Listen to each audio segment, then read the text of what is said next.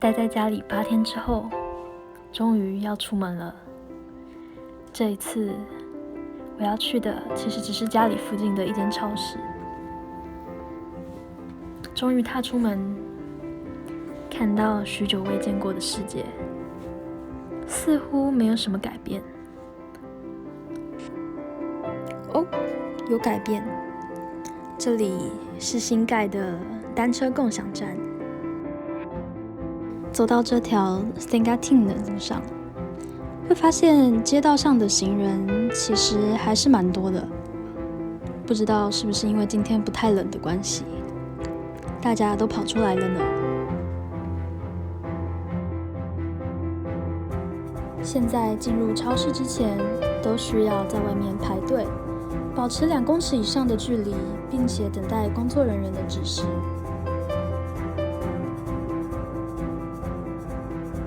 进到超市之后，却发现没有我想要的东西，我就出来了，前往下一家前面的 Pharmaprix。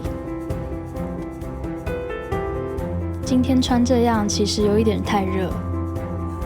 这里是蒙特楼市中心 Gui Concordia， 路上的人比我想象中的还要多，戴口罩的比我想象的还要少。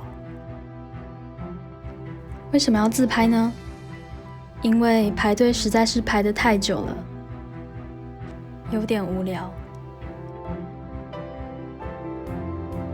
排队排了20分钟，买东西只花了5分钟。买完就立刻回家的我，发现路上的行人丝毫没有减少。难道大家都是今天出来买菜吗？说好的待在家呢？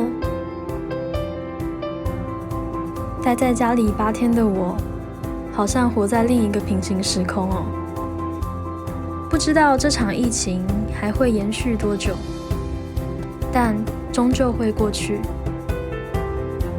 希望大家会喜欢我今天这支2分钟的买菜纪录片。拜拜，我们下次见。